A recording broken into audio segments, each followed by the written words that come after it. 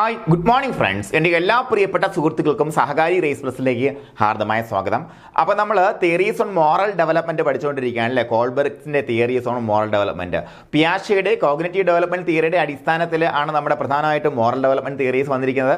അപ്പോൾ moral development എന്ന് പറയുമ്പോഴത്തേക്ക് എന്തിൻ്റെ അടിസ്ഥാനത്തിൽ കുട്ടികളോട്, അതായത് പ്രധാനമായിട്ട് ആൺകുട്ടികളോട് അദ്ദേഹം ചോദിച്ചു മനസ്സിലാക്കിയ അല്ലെങ്കിൽ ചോദിച്ച് ഉത്തരങ്ങൾ എടുത്ത കുറേ മോറൽ ഡെലമാസിൻ്റെ അടിസ്ഥാനത്തിൽ, മോറൽ എത്തിക്കൽ ഡെലമാസിൻ്റെ അടിസ്ഥാനത്തിൽ, അതിൻ്റെ ഉത്തരങ്ങളുടെ അടിസ്ഥാനത്തിൽ മുഴുവനായിട്ടുള്ള കുട്ടികളുടെ മോറൽ ഡെവലപ്മെൻറ്റിനെ വ്യത്യസ്തമായ സ്റ്റേജുകളിലേക്ക് അദ്ദേഹം തിരിച്ചു. അപ്പോൾ നമ്മൾ കരോൾ ഗില്ലിഗനെ ചേർത്ത് വായിക്കേണ്ടത് അദ്ദേഹത്തിൻ്റെ ഒരു ക്രിട്ടിസൈസർ ആയിട്ടാണ്. ആരുടെയാണ് നമ്മുടെ ഈ പറഞ്ഞ മോറൽ ഡെവലപ്മെൻറ്റ് തിയറിയുടെ ക്രിട്ടിസിഷൻ ആയിട്ടാണ്. അപ്പോൾ നമ്മൾ കഴിഞ്ഞ ക്ലാസ് തന്നെ പറഞ്ഞു വന്നിട്ടുണ്ട്, ഒരു ഡയറക്റ്റ് ചോദ്യം ചോദിക്കുകയാണെന്നുണ്ടെങ്കിൽ കരോൾ ഗില്ലിഗൻ ആരാണെന്നും അല്ല ചോദിക്കുന്നത്, എന്താണ് കരോൾ ഗില്ലിഗന്റെ ക്രിറ്റിസിസത്തിന്റെ അടിസ്ഥാനം എന്നായിരിക്കും ചോദിക്കുന്നത്. എന്താണ് അടിസ്ഥാനം എന്ന് പറയുമ്പോഴത്തേക്കും സിംപ്ലി ജെൻഡർ ബയസ്ഡ് ആയിരുന്നു കോൾബെർഗിന്റെ തിയറി എന്ന് പറയുന്നത്. അതാണ് ഇദ്ദേഹത്തിന്റെ പ്രധാനപ്പെട്ട ആരോപണം എന്ന് പറയുന്നത്. അതുപോലെ ഇദ്ദേഹം വലിയൊരു ഒരു ഫെമിനിസ്റ്റ് കൂടെ ആയിരുന്നു. സ്ത്രീകളിൽ ഉണ്ടാകുന്ന മോറൽ ഡെവലപ്മെന്റ് അടിസ്ഥാനം വ്യത്യസ്തമാണ്. സ്ത്രീകൾ ഒരിക്കലും ആർക്കും ഇൻഫീരിയർ ഒന്നും അല്ല. അത് മാത്രമല്ല സ്ത്രീകളുടെ മോറൽ എന്ന് പറയുന്നത് പ്രധാനമായിട്ടും കെയറുമായിട്ട് വളരെയധികം ബന്ധപ്പെട്ടിരിക്കുന്നു. സ്നേഹം, അഫെക്ഷൻ, കെയർ ഇതൊക്കെ ആയിട്ട് ബന്ധപ്പെട്ടിരിക്കുന്നു എന്ന് പ്രസ്താവിച്ച വ്യക്തിയാണ് കരോൾ ഗില്ലിഗൻ. ഇതിൽ നിന്ന് മാത്രമാണ് സാധാരണ ക്വസ്റ്റ്യൻസ് കണ്ടുവരാറുള്ളത്. കൂടുതൽ കാര്യങ്ങളൊക്കെ വളരെ കുറച്ചും ഡീറ്റെയിൽഡ് ഞാൻ എടുത്തിട്ടുണ്ട്. എന്നാലും കുറച്ച് ഒരു സിമ്പിൾ ക്ലാസ് ആണ് ഇത്. ശരിക്കും പറഞ്ഞാൽ മറ്റേ തിയറിയുടെ കൂടെ പറഞ്ഞു പോകേണ്ട കാര്യം മാത്രമേ ഉള്ളൂ. കുറച്ച് കാര്യങ്ങൾ നിങ്ങളൊന്ന് ശ്രദ്ധിച്ചിരുന്നാലും നമുക്കിത് അടിപൊളിയായിട്ട് ചെയ്തു പോകാൻ പറ്റും. അപ്പോൾ കരോൾ ഗില്ലിഗൻ ആരാണ്? കരോൾ ഗില്ലിഗൻ നോക്കാം. ഹീസ് എ സോഷ്യൽ സൈക്കോളജിസ്റ്റ് ആയിരുന്നു. ആരുമായിട്ടാണ് വർക്ക് ചെയ്തിരുന്നത്? എറിക് എറിക്സണുമായിട്ടാണ് കേട്ടോ. എറിക് എറിക്സനെ കുറിച്ച് നമ്മൾ പഠിക്കാൻ പോവുകയാണ്, അടുത്ത തിയറിയിൽ പഠിക്കാൻ പോവുകയാണ്. അപ്പോൾ എറിക് എറിക്സൺ 1960 അദ്ദേഹം അതിനുശേഷം കോൾബെർഗിന്റെ റിസർച്ച് അസിസ്റ്റന്റ് ആയിട്ട് മാറി എന്നുള്ളതാണ് കരോൾ ഗില്ലിഗനെ കുറിച്ച് പറയാനുള്ളത്. അതുപോലെ she's well known for her book in A different voice. 1982 publish ചെയ്ത ഇൻ എ ഡിഫറൻറ്റ് വോയിസ്, വ്യത്യസ്തമായ ശബ്ദം എന്ന് പറയുന്ന ആ ബുക്കാണ് അദ്ദേഹത്തിന്റെ പ്രധാനപ്പെട്ട ഒരു കോൺട്രിബ്യൂഷൻ. അതിനകത്താണ് ലോറൻസ് കോൾബെർഗിന്റെ സ്റ്റേജസ് ഓഫ് മോറൽ ഡെവലപ്മെന്റിനെ അദ്ദേഹം എന്ത് ചെയ്തത്? ക്രിട്ടിസൈസ് ചെയ്തത്. അപ്പോൾ ഇതൊന്ന് പഠിച്ചു വെച്ചേക്കണം കേട്ടോ. ഇൻ എ ഡിഫറൻറ്റ് വോയിസ് എന്ന് പറഞ്ഞ പുസ്തകത്തിന്റെ പേര് നമ്മൾ എന്ത് ചെയ്യണം? പഠിച്ചു വെച്ചിരിക്കണം. അതായത് നമ്മുടെ ലോറൻസ് കോൾബെർഗിനെതിരെയുള്ള അല്ലെങ്കിൽ അതിനെതിരെയുള്ള അതൊരു തിയറിയെ ഒന്ന് ക്രിട്ടിസൈസ് ചെയ്തത് ഏത് ബുക്കിലാണെന്ന് ചോദിച്ചാൽ ഉത്തരം ഒന്നേ ഉള്ളൂ. എന്താണ്? ഇൻ എ ഡിഫറൻറ്റ് വോയിസ് അല്ലെ. ഇൻ എ ഡിഫറൻറ്റ് വോയിസ് ഒന്ന് ഉറച്ചു പറഞ്ഞാൽ മക്കളെ, എന്താണ് ഇൻ എ ഡിഫറൻറ്റ് വോയിസ്? കണ്ടോ, സ്ത്രീകളുടെ ശബ്ദമാണ്. ഇൻ എ ഡിഫറൻറ്റ് വോയിസ് കേട്ടോ. 1982 വർഷം ഒന്നും കാണാതെ പഠിച്ചു വെക്കേണ്ട. അങ്ങനെ ഒന്നും ചോദിച്ചു ഇതുവരെ കണ്ടിട്ടില്ല. നോക്കാം. She is considered as the originator of ethics of care. കണ്ടോ, ഞാൻ നേരത്തെ പറഞ്ഞു എന്താണ് സ്ത്രീകളിലെ മോറൽ ആയിട്ടുള്ള ഡെവലപ്മെന്റ് എന്ന് പറയുമ്പോഴത്തേക്കും കെയറിന്റെയും ലവിന്റെയും അഫക്ഷന്റെയും ഒക്കെ അടിസ്ഥാനത്തിലാണെന്ന് അദ്ദേഹം വാദിച്ചു. അപ്പോൾ അതുകൊണ്ട് തന്നെ അദ്ദേഹത്തിന്റെ എന്തിന്റെ ഒറിജിനേറ്റർ ആയിട്ട്, എത്തിക്സ് ഓഫ് കെയർ എന്ന് പറഞ്ഞ ആശയത്തിന്റെ ഒറിജിനേറ്റർ ആയിട്ട് ആരെ കൺസിഡർ ചെയ്യപ്പെടുന്നു? കരോൾ ഗില്ലിഗനെ കൺസിഡർ ചെയ്യപ്പെടുന്നു. പ്രധാനപ്പെട്ട ശ്രദ്ധിച്ചു വെക്കേണ്ട പോയിന്റ്സ് ആണ് പറയുന്നത്. ശ്രദ്ധിച്ചു വെക്കേണ്ടത്, അടിസ്ഥാനപരമായിട്ട് അറിഞ്ഞിരിക്കേണ്ടത് എന്താണ് ഞാൻ തുടക്കത്തിൽ പറഞ്ഞു. അതിൽ നിന്ന് തന്നെയാണ് ക്വസ്റ്റ്യൻസ് വരിക. പിന്നെ നമുക്ക് അഡീഷണൽ ആയിട്ട് നോക്കേണ്ടത് എന്തൊക്കെയാണ്? ഇൻ എ ഡിഫറൻറ്റ് വോയിസ് എന്ന പുസ്തകത്തിലാണ് അദ്ദേഹത്തിന്റെ ആശയങ്ങൾ അദ്ദേഹം എന്ത് ചെയ്തത്? ഈ പറഞ്ഞ നമ്മുടെ ലോറൻസ് കോൾബെർഗിനെ അദ്ദേഹം വിമർശിച്ചത്. അതുപോലെ എത്തിക്സ് ഓഫ് കെയർ എന്ന് പറയുന്ന ഒരു ആശയത്തിന്റെ ഒറിജിനേറ്റർ ആയിട്ട് അദ്ദേഹത്തെ കൺസിഡർ ചെയ്യപ്പെടുന്നു. നോക്കാം. അതുപോലെ ഷീ ബിലീവ്ഡ്, അത് എന്താ ബിലീവ് ചെയ്യുന്നത്? കോൾബെർഗിന്റെ മോറൽ ഡെവലപ്മെന്റ് തിയറി എന്ന് പറയുമ്പോഴത്തേക്കും എന്തായിരുന്നു? ബയാസ് ടുവാർഡ്സ് മെയിൽസ് അല്ലെ. മെയിൽസ്, ആണുങ്ങളുടെ മോറൽ ഡെവലപ്മെന്റിനെ മാത്രമേ അദ്ദേഹം പഠനത്തിന് വിധേയമാക്കിയിട്ടുള്ളൂ എന്ന് അദ്ദേഹം വാദിച്ചതല്ല, ശരിയായിട്ടുള്ള കാര്യം തന്നെയാണത്. നോക്കാം. Gilligan believed that men and women have different moral and psychological tendencies. ഉറപ്പായിട്ടും ശരിയാണല്ലേ. അതായത് നമുക്കെപ്പോഴും ഒരു ആണിന് മാത്രമേ ആണിനെ മനസ്സിലാക്കാനും പെണ്ണിന് മാത്രമേ പെണ്ണിനെ മനസ്സിലാക്കാനും പറ്റുള്ളൂ എന്ന് പറയുന്നുണ്ട്. കാര്യം പലപ്പോഴും പല അവസരത്തിലും ഒരു ഡിസിഷനിലേക്ക് ആ പെൺകുട്ടി പോകുന്നത് എന്തിൻ്റെ അടിസ്ഥാനത്തിലാണ്? ഒരു പക്ഷേ ആർക്ക് ഒരു മെയിലിന് മനസ്സിലാക്കാൻ പറ്റുന്ന ഒരു നിർബന്ധമല്ല, നേരെ തിരിച്ചും. കാരണം എന്താ? രണ്ടുപേരുടെയും സൈക്കോളജിക്കൽ ടെൻഡൻസീസും അതുപോലെ മോറൽസ് എല്ലാം കുറച്ചധികം ഡിഫറൻ്റ് ആണ്. അതിൻ്റെ അടിസ്ഥാനം വ്യത്യസ്തമാണ് എന്ന് അദ്ദേഹം വിശ്വസിച്ചിരുന്നു. ശരിയായിട്ടുള്ള കാര്യം തന്നെയാണ്. അതാണ് ആണുങ്ങൾ എന്തിൻ്റെ അടിസ്ഥാനം ചിന്തിക്കും? റൂൾസ്, ജസ്റ്റിസ് അല്ലേ, നീതി, അതുപോലെ നിയമം, അതിൻ്റെ എല്ലാം അടിസ്ഥാനം ചിന്തിക്കും. അതേസമയം പെണ്ണുങ്ങൾ കൂടുതൽ എന്തിൻ്റെ അടിസ്ഥാനത്തിലാണ് ചിന്തിച്ച് അവർ തീരുമാനമെടുക്കുന്നത്? എന്തൊക്കെയാണ്? കെയർ ആൻഡ് റിലേഷൻഷിപ്പ് അല്ലേ. കെയർ, അവർക്ക് ലഭിക്കുന്ന കെയറിൻ്റെ അടിസ്ഥാനത്തിൽ, അവർ കൊടുക്കുന്ന കെയറിൻ്റെ അടിസ്ഥാനത്തിൽ, അവരുടെ ബന്ധങ്ങളുടെയൊക്കെ അടിസ്ഥാനത്തിലായിരിക്കും അവർ കൂടുതൽ ഡിസിഷൻസ് എടുക്കുക എന്നുള്ള കാര്യം അദ്ദേഹം വാദിച്ചു. മറ്റൊരു വാക്കിൽ പറഞ്ഞാൽ she believed that women were not inferior to men rather they are different അല്ലേ. അവരെങ്ങനെയായിരുന്നു? അവർ മെന്നിൽ നിന്നും പുരുഷന്മാരിൽ നിന്ന് ഡിഫറൻ്റ് ആണെന്ന് അദ്ദേഹം വാദിച്ചു.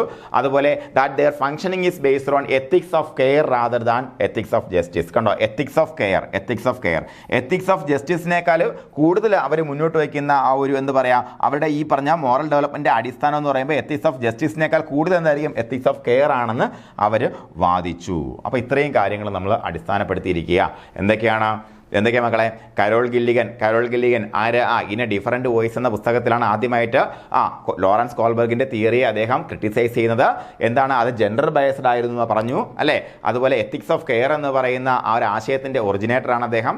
അപ്പോൾ എന്തൊക്കെയാണ് ഈ സെയിം കാര്യത്തിൽ ഇവിടെ പറഞ്ഞിരിക്കുന്നത് അല്ലേ? ആണുങ്ങൾക്കും പെണ്ണുങ്ങൾക്കും ഡിഫറൻ്റ് ആയിട്ടുള്ള സൈക്കോളജിക്കൽ ടെൻഡൻസീസ് ഉണ്ടെന്ന് അദ്ദേഹം പറഞ്ഞു. ശരിയാണ്. അപ്പോൾ അതായത് ജെൻസ് എന്തൊക്കെയാണ്? എത്തിക്സ് ഓഫ് ജസ്റ്റിസിൻ്റെ അടിസ്ഥാനത്തിലാണ് പലപ്പോഴും അവരുടെ മോറലിനെ വാല്യുവേറ്റ് ചെയ്യുന്നത്, അല്ലെങ്കിൽ അവർ എക്സ്പ്രസ് ചെയ്യുന്നുണ്ടെങ്കിൽ ഇവിടെ സ്ത്രീകളാകുമ്പോഴത്തേക്ക് എത്തിക്സ് ഓഫ് കെയറിൻ്റെ അടിസ്ഥാനത്തിൽ അല്ലെ, കെയറിൻ്റെയും റിലേഷൻഷിപ്പിൻ്റെ അടിസ്ഥാനത്തിലൊക്കെയാണ് അവർ പലപ്പോഴും അവരുടെ മോറൽ ഡിസിഷൻസ് എടുക്കുന്നത് എന്നുള്ള കാര്യമാണ് അദ്ദേഹം വാദിച്ചു. അപ്പോൾ ഇനി നമുക്ക് നോക്കാം. Carol Gilligan devised her theory as comprising of pre conventional and post conventional stage. അവരുടെ തിയറിയിൽ എന്തുണ്ട്? പ്രീ കൺവെൻഷണലും പോസ്റ്റ് കൺവെൻഷണൽ സ്റ്റേജ് എല്ലാം ഉണ്ട്. Where changes from the selfish stage to social stage to principle morality. ഈ മൂന്ന് കാര്യങ്ങളും, അതായത് ആദ്യം ഒരു സെൽഫിഷ് സ്റ്റേജാണ് നമുക്കറിയാം, അത് കഴിഞ്ഞ് സോഷ്യൽ സ്റ്റേജ് ഉണ്ട്, പിന്നെ പ്രിൻസിപ്പിൾഡ് മൊറാലിറ്റി എന്ന് പറഞ്ഞാൽ മൂന്നാമത്തെ സ്റ്റേജും ഉണ്ട്. അപ്പോൾ ആ 3 സ്റ്റേജും അവർ പറഞ്ഞു അതിനെക്കുറിച്ച് അല്ലേ. പക്ഷേ ഈ കാര്യങ്ങളെല്ലാം അവരുടെ ഇതിലും ഉണ്ട്, പക്ഷേ അതിൻ്റെ അടിസ്ഥാനം എന്ന് പറയുമ്പോഴത്തേക്കും വ്യത്യസ്തമാണെന്നുള്ള കാര്യം അത് പറയുന്നുണ്ട്. നോക്കാം. അതുപോലെ Gilligan strongly accept that the transition from one stage to the other is not because of the cognitive capabilities as propose by Kohlberg. ഞാൻ നേരത്തെ പറഞ്ഞു, കോൾബർഗ് എന്ന് പറയും പിയാഷെയുടെ കോഗ്നിറ്റീവ് ഡെവലപ്മെന്റൽ തിയറിയുടെ അടിസ്ഥാനത്തിലാണ് അദ്ദേഹം എന്ത് ചെയ്തത്? ഈ മോറൽ ഡെവലപ്മെന്റ് തിയറി മുന്നോട്ട് വെച്ചതെന്ന് പറഞ്ഞു. അപ്പോൾ അവിടെ 2 കാര്യങ്ങൾ കോഗ്നിറ്റീവ് ആയിട്ടുള്ള ബൗദ്ധികമായിട്ടുള്ള ഡെവലപ്മെന്റിന് മോറൽ ഡെവലപ്മെന്റിന് വലിയ സ്വാധീനമുണ്ട് എന്ന് ഈ 2 തിയറീസിലും പറയുന്നുണ്ട് കേട്ടോ. പക്ഷേ ഇവിടെ അങ്ങനെയല്ല ഇവർ പറഞ്ഞിരിക്കുന്നത്. അതിനേക്കാൾ കൂടുതൽ changes in the sense of self, സ്വയമുള്ള ഒരു തോന്നലുണ്ടല്ലോ നമുക്ക്, നമ്മളെക്കുറിച്ചുള്ള ഒരു വിചാരം, അതിനാണ് ഏറ്റവും കൂടുതൽ സാധുത എന്തിന്? മോറൽ ഡെവലപ്മെന്റ് എന്നുള്ള കാര്യം എടുത്തു പറഞ്ഞു ആര്? Carol Gilligan. ഇന്ന് കാണാൻ പഠിച്ചു വെക്കേണ്ട കാര്യങ്ങളില്ല, കുറച്ചും കൂടെ നമ്മൾ ഡീറ്റെയിൽ നോട്ട് എടുത്ത് മാത്രമേ ഉള്ളൂ. നോക്കാം. Carol Gilligan's work in the field of developmental psychology was phenomenal since she put forward the importance of moral decisions based on the self and social movement and where the self can be man or woman. മാനോ ആകട്ടെ woman ആകട്ടെ ആരാണെന്നുണ്ടെങ്കിലും കൂടുതൽ നമ്മുടെ ഈ പറഞ്ഞ cognitive കേപ്പബിലിറ്റീസിൻ്റെ അടിസ്ഥാനത്തിലല്ല പലപ്പോഴും moral development ഉണ്ടാകുന്നതെന്ന് പറഞ്ഞു. എന്തിൻ്റെ അടിസ്ഥാനത്തിലാണ്? കൂടുതൽ sense of self and social environment. അവർക്ക് സ്വയമുള്ളൊരു തോന്നൽ, സ്വയമുള്ള ഒരു ആത്മവിശ്വാസമല്ല ആക്ച്വലി സെൻസ് ഓഫ് സെൽഫ് എന്ന് പറയുമ്പോഴത്തേക്ക് ഞാൻ എന്നൊരു വിചാരം ഉണ്ടല്ലോ, അഹങ്കാരം എന്ന് നമ്മൾ പറയും. ആ അഹങ്കാരമല്ല, വേറൊരു അഹങ്കാരമുണ്ട്, നമുക്ക് ഞാൻ എന്താണ് എന്നൊരു തോന്നൽ. അതുപോലെ നമ്മുടെ സോഷ്യൽ എൻവയോൺമെൻറ്റ്, ഇതിൻ്റെ 2 അടിസ്ഥാനത്തിലായിരിക്കും കൂടുതൽ മോറൽ ഡിസിഷൻസ് ആൾക്കാർ ആണാവട്ടെ പെണ്ണാവട്ടെ അവരെടുക്കുക എന്ന് വാദിച്ചു ആര്?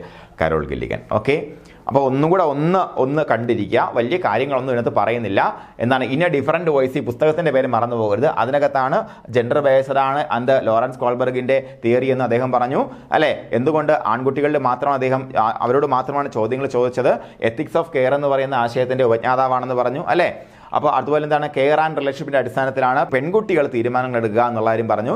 പക്ഷേ ആണുങ്ങളാണെന്നുണ്ടെങ്കിലോ എന്തിൻ്റെ അടിസ്ഥാനത്തിൽ? എത്തിക്സ് ഓഫ് ജസ്റ്റിസിൻ്റെ അടിസ്ഥാനത്തിൽ ഡിസിഷൻ എടുക്കും എന്നുള്ള കാര്യം അദ്ദേഹം പറഞ്ഞു. ഇനി പറഞ്ഞെന്താണ്? ഈ 3 സ്റ്റേജ് എല്ലാം അതിനകത്ത് ഉണ്ടെന്ന് പറഞ്ഞു അല്ലേ. അത് നേരത്തെ നമ്മൾ പഠിച്ച കാര്യങ്ങളാണ്. ആണുങ്ങളാവട്ടെ പെണ്ണുങ്ങളാവട്ടെ കൂടുതലും കോഗ്നിറ്റീവ് ബൗദ്ധികമായ ഡെവലപ്മെൻറ്റിൻ്റെ അടിസ്ഥാനത്തിലല്ല ഈ മോറൽ ഡിസിഷൻസ് എടുക്കുക എന്നുള്ളത് അദ്ദേഹം വാദിച്ചു അല്ലേ. അപ്പോൾ അത് ഒന്ന് മനസ്സിലാക്കി വെച്ചേക്കുക. ഇത്രയേ ഉള്ളൂ, വേറെ പ്രത്യേകിച്ച് കാര്യങ്ങളൊന്നുമില്ല. ഈ സെയിം കാര്യമാണ് താഴെ പറഞ്ഞിരിക്കുന്നത്. അപ്പോൾ ഇനി നമുക്ക് നേരെ ചോദ്യങ്ങളിലേക്ക് പോകാം. ചോദ്യങ്ങൾ വളരെ ശ്രദ്ധിച്ച് ഇരിക്കുക കേട്ടോ, കാരണം നമുക്ക് അറിയാവുന്നതും അറിയാത്തതുമായുള്ള സ്റ്റേറ്റ്മെന്റ്സ് അതിനകത്ത് ഉണ്ടായിരിക്കും. ക്വസ്റ്റ്യൻസ് കുറച്ചുകൂടി അഡ്വാൻസ് ലെവലിൽ എടുത്താണ്. ഈ ചോദ്യങ്ങളാണ് നിങ്ങൾ ഉറപ്പായും ഹെൽപ്പ് ചെയ്യുന്നത് കേട്ടോ. കാര്യം മറ്റേ കാര്യങ്ങളൊക്കെ നമ്മൾ പറഞ്ഞു കഴിഞ്ഞ കാര്യങ്ങളാണ്, പിന്നെ റെപ്പിറ്റേഷൻ പറയാമെന്നുള്ളതേ ഉള്ളൂ. Okay. Carol Gilligan she argued that feminine morality emphasizes an ethics of care that is devalued in Kohlberg's theory of moral development. ശരിയാണോ തെറ്റാണോ? എത്തിക്സ് ഓഫ് കെയർ എന്ന് പറയുമ്പോൾ ഫെമിനിൻ മൊറാലിറ്റി, സ്ത്രീകളുടെ മൊറാലിറ്റി എന്ന് പറയുമ്പോൾ എത്തിക്സ് ഓഫ് കെയറുമായിട്ട് ബന്ധപ്പെടുത്തിയിരിക്കുന്നു എന്ന് അദ്ദേഹം വാദിച്ചു. ഇത് എവിടെ? കോൾബർഗിൻ്റെ തിയറിയിൽ അതിനൊരു വാല്യൂ കൊടുത്തിട്ടുണ്ടായിരുന്നില്ല എന്ന് പറഞ്ഞു. അത് ശരിയായ പ്രസ്താവനയല്ലേ, ഓഫ് കോഴ്സ്. ഇനി നോക്കാം. Agreed with the conception of care and justice as presented in Kohlberg's theory. എന്താണ് care and justice? Care and justice, care and justice, care and justice ഇല്ല, ജസ്റ്റിസ് ആണ് പ്രധാനമായിട്ടും കോൾബർഗിൻ്റെ തിയറിയിൽ എടുത്തു പറഞ്ഞിരുന്നത് അല്ലേ. ശരിയല്ലേടാ? അപ്പോൾ അത് തെറ്റാണെന്ന് നമുക്ക് സമ്മതിക്കാൻ പറ്റും. ഇനി നോക്കാം. Critic that Kohlberg didn't refer to Piaget's theory of moral development. Kohlberg പിയാഷെയുടെ മോറൽ ഡെവലപ്മെന്റ് തിയറിയോട് അതിനെ റെഫർ ചെയ്തില്ല എന്ന് അദ്ദേഹം ഇതിനെ വിമർശിച്ചു, ഈ തിയറി വിമർശിച്ചു എന്ന് പറഞ്ഞിരിക്കുന്നു. അതും തെറ്റാണ്. കാര്യം എന്താണ്? പിയാഷെയുടെ തിയറി എന്ന് പറയുമ്പോഴത്തേക്കും അതുമായിട്ട് ബന്ധപ്പെടുത്തി എന്ത് ചെയ്തിട്ടുണ്ട്, അതിനെ റെഫർ ചെയ്തിട്ടാണ് ഇദ്ദേഹം മോറൽ ഡെവലപ്മെന്റ് തിയറി ഉണ്ടാക്കിയത്. ഓക്കെ, അപ്പോൾ പിയാഷെയുടെ തിയറി എന്ന് പറയുമ്പോൾ ആൾറെഡി എന്താണ്, കോഗ്നിറ്റീവ് ഡെവലപ്മെന്റ് തിയറിയാണ്. അത് അങ്ങനെ നോക്കിയത് തെറ്റാണ് കേട്ടോ. ഇത് നോക്കാം, expand upon Kohlberg's theory of moral development to include 2 more stages. Expanded upon Kohlberg's theory of moral development to include 2 more stages. കോൾബർഗിന്റെ തിയറി ഓഫ് മോറൽ ഡെവലപ്മെന്റിനെ എക്സ്പാൻഡ് ചെയ്ത് 2 സ്റ്റേജും കൂടി ആഡ് ചെയ്തു എന്ന് പറഞ്ഞിരിക്കുന്നു. നമ്മൾ ഈ തിയറി കൂടുതൽ പഠിച്ചിട്ടില്ല. സപ്പോസ് ഞാൻ ഈ ഒരു പ്രസ്താവന പ്രത്യേകം എടുത്തിട്ടാണ് കേട്ടോ. കാര്യം നമുക്ക് പരീക്ഷയ്ക്ക് ചോദ്യം വരുമ്പോഴത്തേക്കും എങ്ങനെയൊക്കെ ഉത്തരത്തിലേക്ക് എത്താം എന്നുള്ളതിനെ കുറിച്ചാണ് ഞാൻ പറഞ്ഞത്. ചിലപ്പോൾ നമ്മൾ അറിയാത്ത, നമുക്ക് ഒരു പിടുത്തവും കിട്ടാത്ത ഒരു സ്റ്റേറ്റ്മെൻറ്റും കാണും. ഇത് ശരിയാണെന്നുള്ള കാര്യം നമുക്ക് 100% ഉറപ്പാണ്. ഇത് ശരിയാണോ തെറ്റാണോ എന്ന് നമുക്ക് അറിയില്ല. അപ്പോൾ നമുക്ക് ഇനിയാണ് എലിമിനേഷൻ ടെക്നിക്ക് നമ്മൾ പരിശീലിക്കാൻ പോകുന്നത്. നോക്കാം. അപ്പോൾ ഇത് ശരിയാണോ തെറ്റാണോ നമുക്ക് അറിയില്ല എന്ന് വെച്ചോളൂ. സാധാരണ പരീക്ഷയിൽ ഈ സിറ്റുവേഷൻ സംഭവിക്കാം. ഇങ്ങനെയാണെന്നുണ്ടെങ്കിൽ ഇങ്ങനെയുള്ള ചോദ്യങ്ങൾ നിങ്ങൾ ആദ്യത്തെ അറ്റംപ്റ്റിൽ ആൻസർ ചെയ്യരുത്. നിങ്ങൾ ശ്രദ്ധിക്കുക, പരീക്ഷയ്ക്ക് പോകുമ്പോഴത്തേക്ക് എങ്ങനെ 30-40 സ്റ്റേറ്റ്മെൻറ്റ് ക്വസ്റ്റ്യൻ കാണാം ഉറപ്പായിട്ടും. അപ്പോൾ ആദ്യം നിങ്ങൾ ചെയ്യേണ്ടത് സ്റ്റേറ്റ്മെൻറ്റ് ക്വസ്റ്റ്യൻസിനെ കുറിച്ച് ഒന്നും ചിന്തിക്കാതെ അതിനെല്ലാം ഒരു റൗണ്ട് ഇട്ട്, കാരണം അതൊന്നും നമ്മൾ ചെയ്തിട്ടില്ല എന്നുള്ളത് മാർക്ക് ചെയ്യാൻ വേണ്ടി റൗണ്ട് പോവുക. എന്നിട്ട് 1 വേർഡ് കംപ്ലീറ്റ് എഴുതി തീർത്തിട്ട് സ്റ്റേറ്റ്മെൻറ്റിലേക്ക് വരിക. സ്റ്റേറ്റ്മെൻറ്റ് എടുക്കുമ്പോൾ ആദ്യം നമുക്ക് ഉറപ്പായിട്ട് അറിയാൻ പറ്റുന്ന തരത്തിലുള്ള ക്വസ്റ്റ്യൻസ് ഉണ്ടായിരിക്കും, അപ്പോൾ അറിയാത്തതുകൊണ്ടായിരിക്കും. ഇപ്പോൾ നമ്മൾ എന്തായാലും ചെയ്തു തുടങ്ങുമ്പോഴത്തേക്ക് നമുക്ക് ഇങ്ങനെ ഒരു സ്റ്റേറ്റ്മെൻറ്റ് കിട്ടി. അതായത് കോൾബർഗിൻ്റെ തിയറിയേക്കാൾ കൂടുതൽ 2 സ്റ്റേജ് കൂടുതൽ ആഡ് ചെയ്തു എന്നാണ് പറഞ്ഞിരിക്കുന്നത്. ശരിയോ തെറ്റോ നമുക്ക് അറിയില്ല. അപ്പോൾ ഓപ്ഷൻസ് നോക്കാം. Both 2 and 3 are correct. 2 തെറ്റാണ് നമുക്കറിയാം, പിന്നെ ആ ഓപ്ഷനെ കുറിച്ച് ചിന്തിക്കുകയേ വേണ്ട. ഇതാണ് എലിമിനേഷൻ ടെക്നിക്ക് എന്ന് പറയുന്നത്. ഇനി only one is correct. 1 ശരിയാണ് നമുക്കറിയാം. ആ സംശയത്തിൻ്റെ നിഴലിൽ നമ്മൾ നിർത്തണം. അപ്പോൾ നോക്കുക, C both 2 and 4 are correct അല്ലേ? ബോത്ത് 2 and 4 ആർ കറക്റ്റ് എന്ന് പറഞ്ഞിരിക്കുന്നു. 4 ശരിയാണോ ഇല്ലേ നമുക്ക് അറിയില്ല, നമുക്ക് സംശയമുണ്ട്. 2 തെറ്റാണെന്ന് നമുക്ക് ഉറപ്പുണ്ട് അല്ലേ? അപ്പോൾ അതല്ല എന്ന് ഉറപ്പിച്ചൂടെ മക്കളെ? അതെല്ലാം ഉറപ്പിച്ചൂടെ? ഇനി അടുത്ത ഓപ്ഷൻ നോക്കാം. Both 1 and 2 are correct. 1 ശരിയാണെന്ന് നമുക്കറിയാം, 2 തെറ്റാണെന്ന് നമുക്ക് 200% ഉറപ്പുണ്ട്.